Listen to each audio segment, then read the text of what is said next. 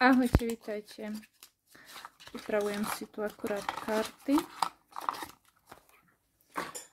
A chcela som ešte upozorniť na ten môj príspevok, ktorý som tam dala včera v noci. Tak to ste nevideli, choďte sa pozrieť. A vytvorte si názor, hej.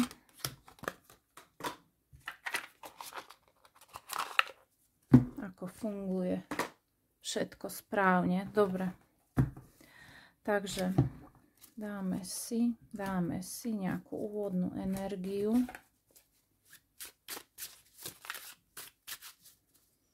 Dáme si nejakú úvodnú energiu. Chceme sem jeden mesačný kameň. Sem si ho dáme.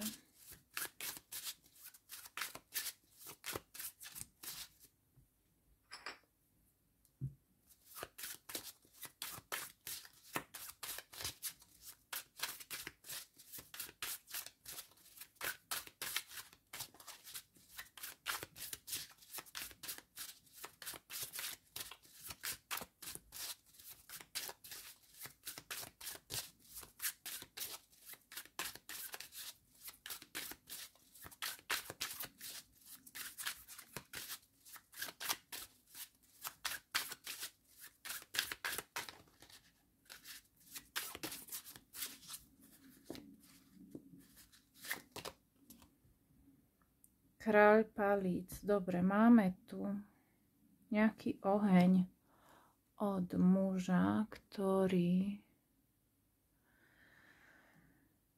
je tu ako kráľ. Nejaká zrelá energia.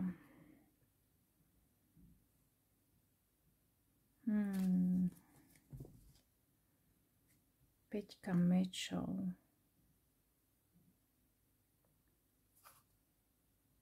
Dvojka mečov.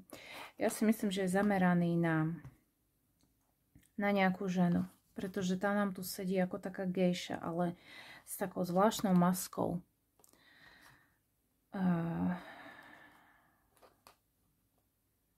On je skôr ako pozorovací. On je skôr ako...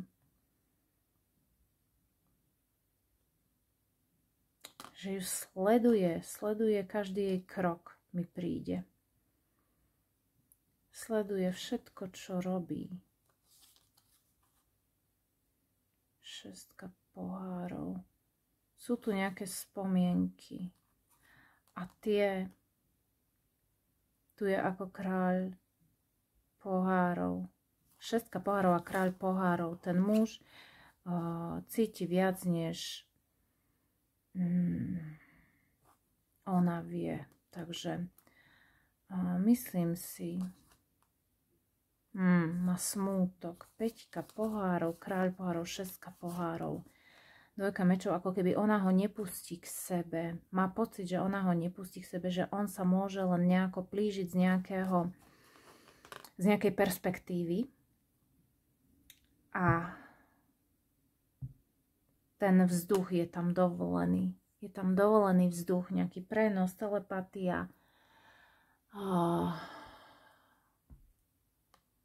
sny, nejaké spojenia v rámci tých energií, ktoré sú mimo túto realitu, mimo 3D. A jemu hlava z toho doslova, z tých myšlienok, alebo z toho, čo tam cíti, jemu sa to premieňa na nejaký oheň. Túto to korytnačie telo na tom kráľovi pohárov, kde to celé telo je ako v tom pancieri.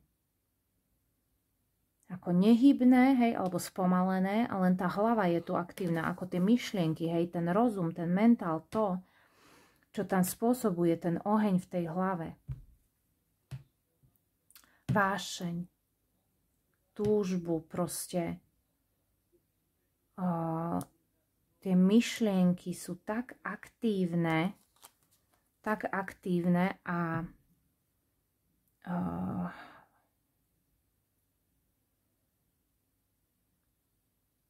On si hovorí možno, že by tu, než sa možno pokúsi znova priblížiť, hej, lebo s tou šesťkou pohárov je to také ako nejaké také nevinné, ako pozdravenie alebo niečo také. Také spomienky, hej, tá melancholia toho, čo bolo, ale proste ako nadviazanie nejakej konverzácie, než tu z jeho strany nastane, tak chce mať jasno o tom, možno aj o svojich tých myšlienkach, pocitoch, o tom, čo vlastne cíti, prečo to cíti, prečo mu chýba, keď mu chýba. Vie, že ona je nejakým spôsobom taká, chce sa mi povedať, že je taká ako brutálna v niektorých veciach, ostrá, hej.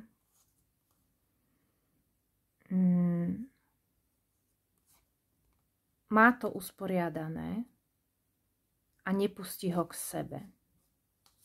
Toto sú tie ženy, ktoré si dovolili byť už zraniteľné a už viacej to nechcú pripustiť. A on hľadá spôsoby, hľadá cestu. Hľadá, ako sa ku nej dostať bližšie. Dobre. Ten kráľ.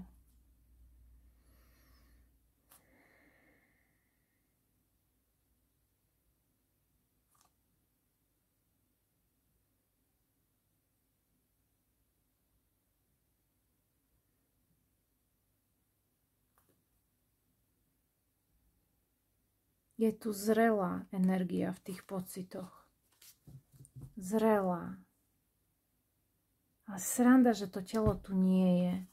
Ako tu je doslova v tom pancieri ako taký úplne pomalý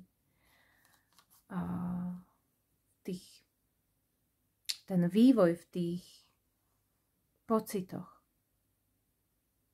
Aj to mi tu ide povedať, hej, že bol pomalý, ale istý. A tu to telo momentálne je ako keby spálené a už zostala len tá hlava horieť.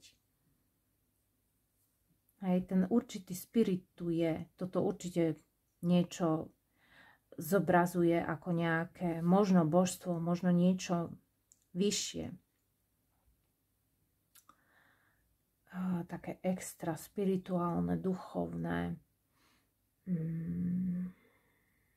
Ako už nejakú formu toho ohňa, ktorá už dávno pochopila. Ako múdry oheň mi to ide povedať. Múdry oheň. Niečo, čo je ako nevyhnutnosť.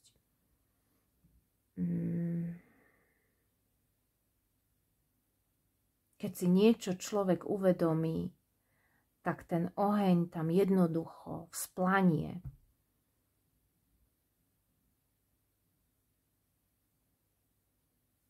Taká hanba. Tu je také pírenie. Hej. Niečo také. Môže tu byť nejaký stud. A toho človeka to zožiera. Môže tu byť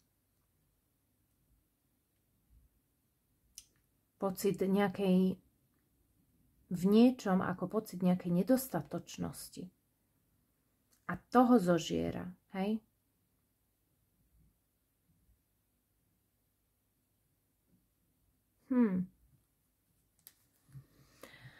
Zaujímavé zatiaľ.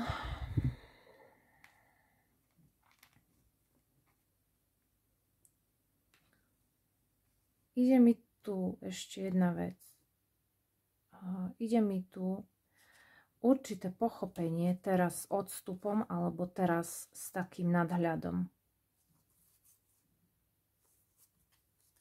Pochopenie niektorých vecí, niektorých súvislostí, niektorých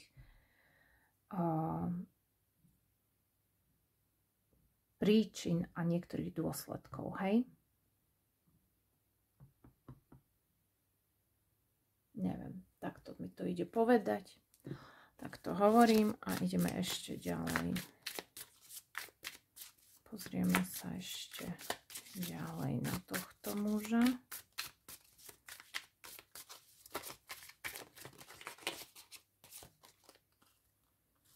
Päťka mincí, spravodlivosť.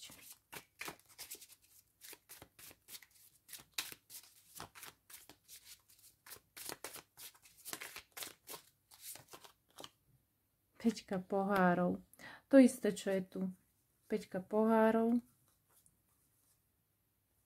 Tu je v tých pocitoch, hej, všetko. A tu máme rytiera pohárov, päťku pohárov, kráľa pohárov, šestka pohárov, hej, že tie pocity toho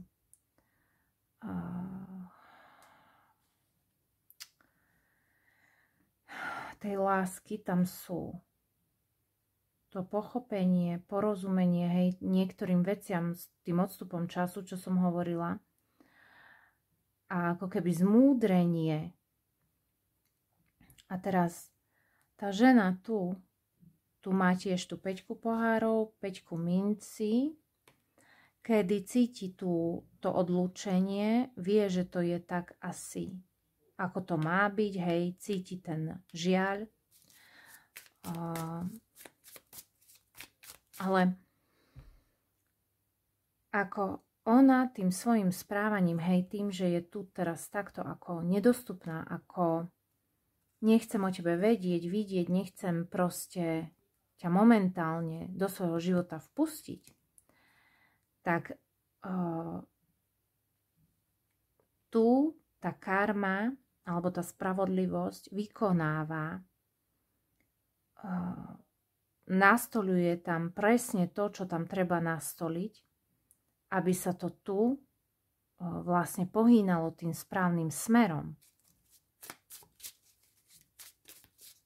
k tomu pochopeniu tých vecí o ich samotných.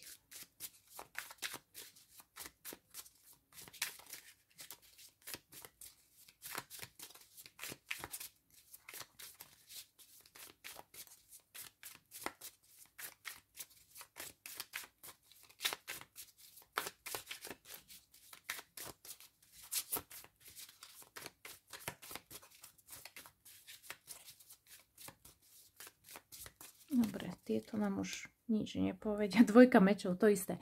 Vidíte, tá žena proste, ona nemá teraz kráľ pohárov. Bože. Ona nemá teraz ešte jasné rozhodnutie. Ona vie o ňom. Hej, aj skrz tieto čítania toho kráľa pohárov. Proste tu máme teraz v tých čítaniach, ozýva sa nám tu, dáva nám najavo, že vo veľa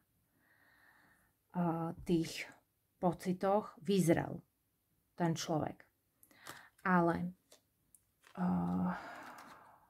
ona tu beha s tými dvomi mečmi, hej? Tu je na tých dvoch mečoch, ako to je nerozhodnosť momentálna. To je ešte nejaké túto s tou päťkou minci a päťkou pohárov má v pamäti alebo proste cíti to, keď ho nemá pri sebe, hej, alebo nemala pri sebe, že aký pocit to bol.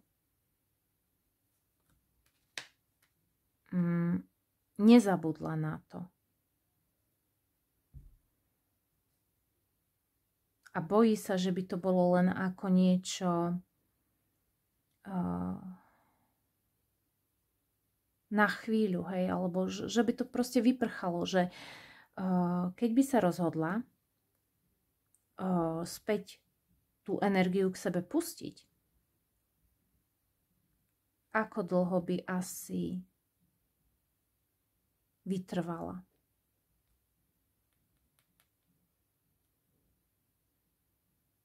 Čo by to pre ňu znamenalo?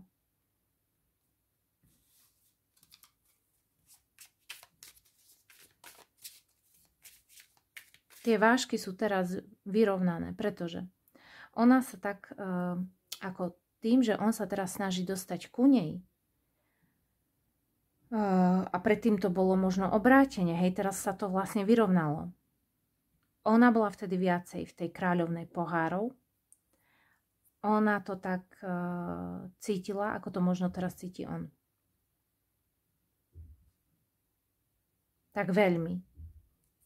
V tej hlave jej horelo doslova, hej, keď sa snažila možno o jeho priazeň, o jeho čas, energiu a tak ďalej. A teraz je tu uvedomenie, hej, o tej sebeckosti alebo o tom proste, teraz on sa môže dívať na ňu, že ako môže byť taká, že mu to robí naschvál. Ako môže.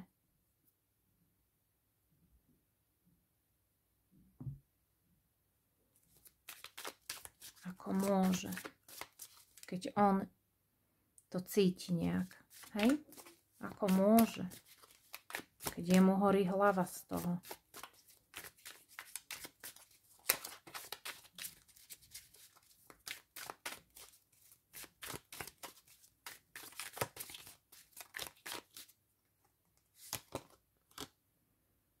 Päťka minci aj na jeho strane. Hej, tu sa proste zase sa tu zrkadlia tie energie.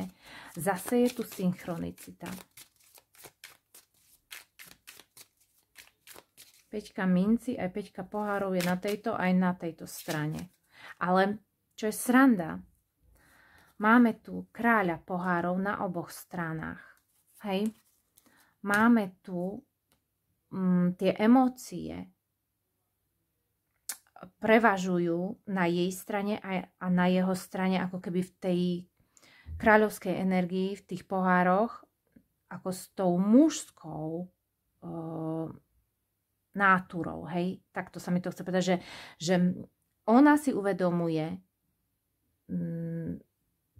jeho prítomnosť veľmi silne, alebo jeho tú energiu s tým jeho nastavením momentálne teraz. A on to cíti tiež veľmi u seba, hej, že jej ako kráľovna pohárov tu je momentálne, tu ju nemáme. Momentálne sa nám tu neukázala. Neviem, ešte môže byť, že tu vyhúkne, ale akože tie jej pocity tu teraz nie sú také dôležité ako jeho. Dôraz sa tu kladie na to, že on cíti,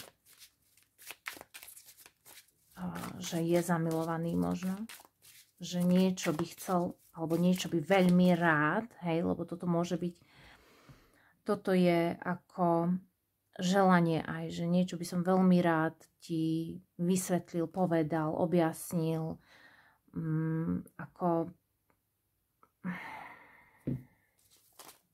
tak úprimne.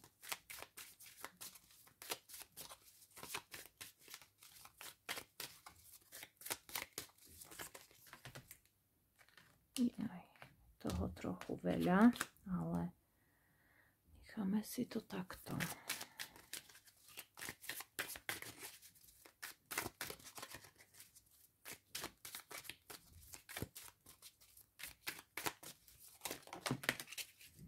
Dobre, takže čo tu máme?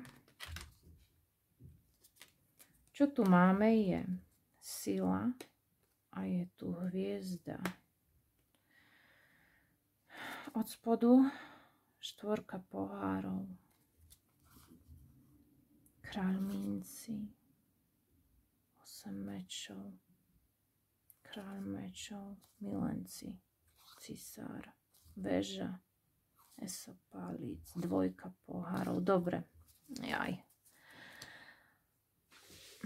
Takto. S tou hviezdou, jak tu ona sype, tie nejaké, ten nejaký kúzelný prach, jak tam pridáva do tej nádoby, ako niečo tvorí.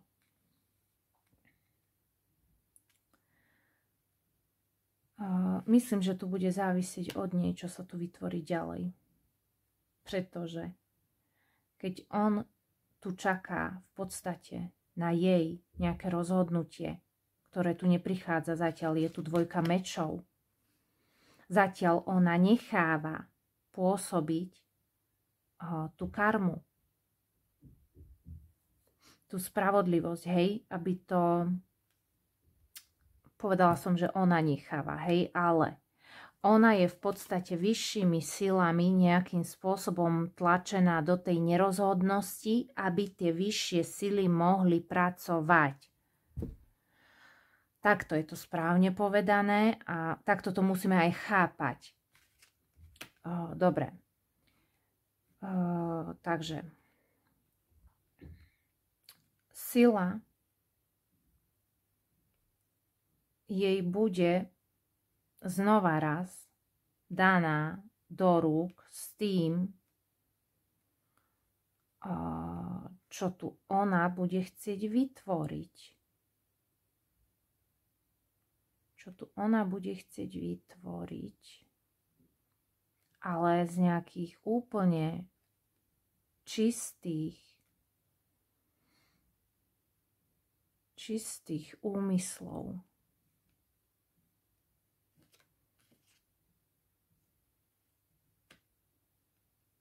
Tu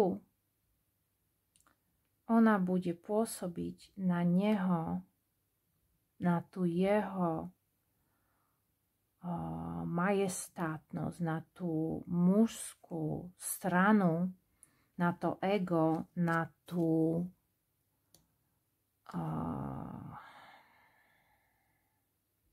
dravosť tej šelmy, hej. Tu s tým kráľom palíc, hej, s tým ohňom. Proste ona bude mať v rukách ten kľúč alebo to niečo na to, aby s ním dokázala správne pokračovať.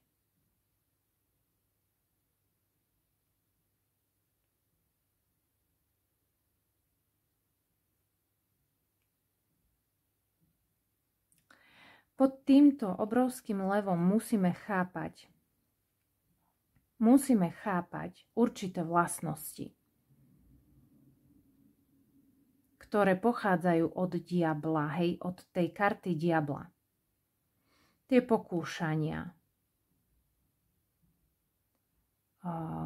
ten lovecký taký inštinkt, alebo tie pudy, tie také spojené s tou, tie prvé 3 čakry. A ona tu s tým, zatiaľ, čo sa tu deje v tom procese s ňou,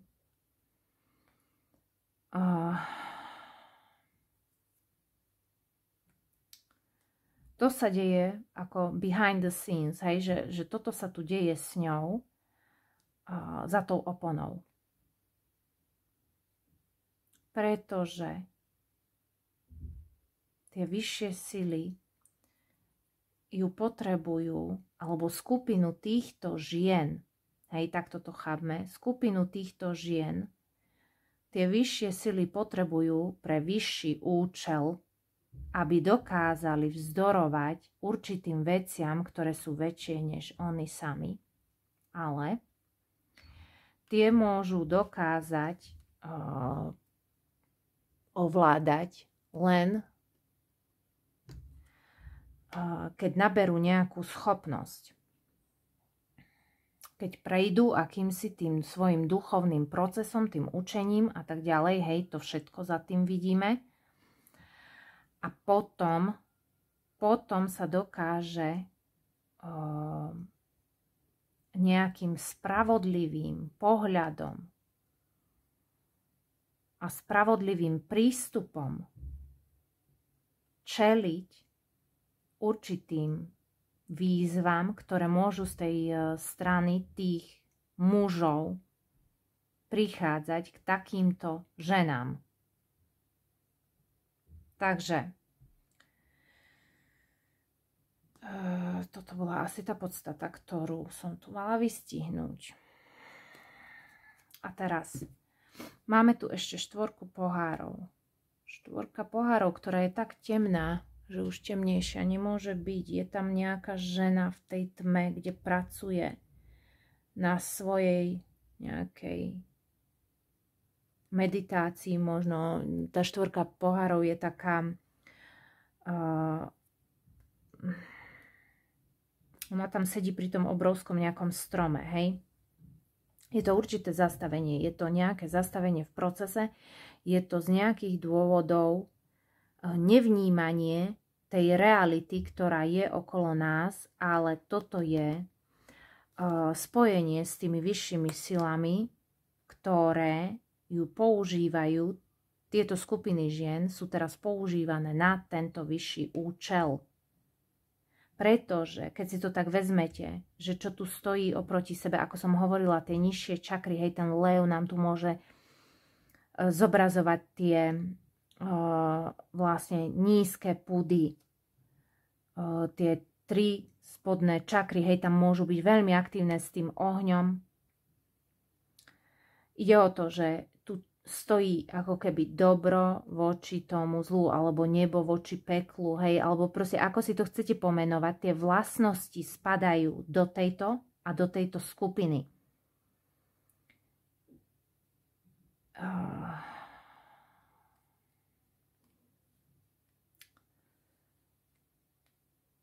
Ego a duša. Alebo nejaká esencia.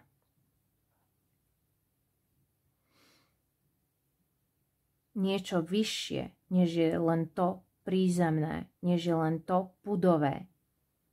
Takže, ako som povedala, hej, tu prebieha proces toho naberania tých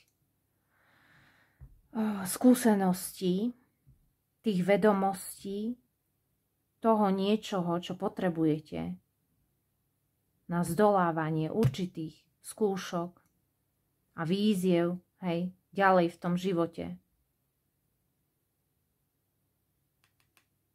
Pri strete takýchto silne maskulínnych, silne egoistických, narcistických, arogantných a neviem akých, hej, proste mužov, ktorí tam môžu prinášať presne tieto tu skúšky. Takže tí muži sa v tomto procese učia s nami.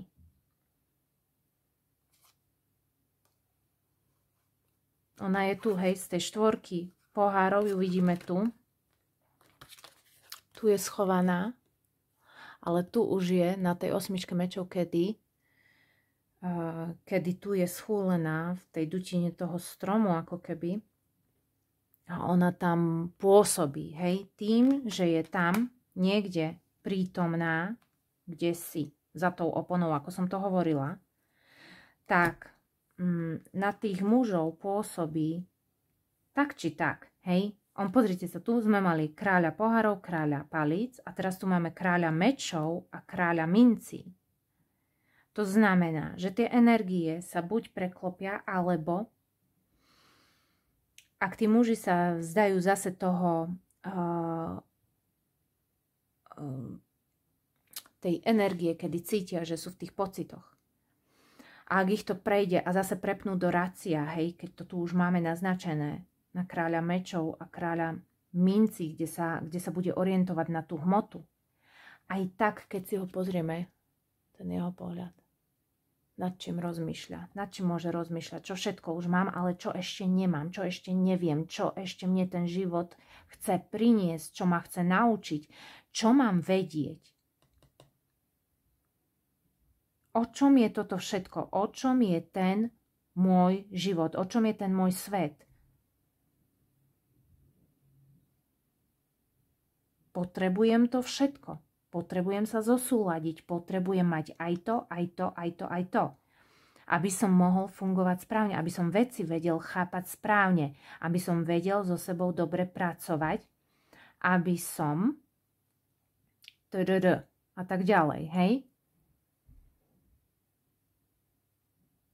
Aby mi nevyskakovalo len ego. aby som tu nevzblkol, keď niečo cítim. Keď cítim hnev, keď cítim hanbu, keď cítim neviem čo. Keď cítim lásku.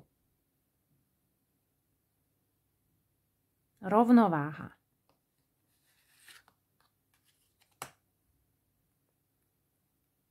Rovnováha. Ženy aj muži.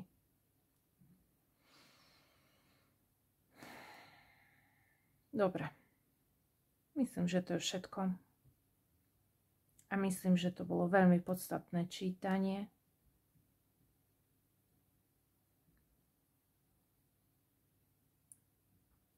Dobre. Takže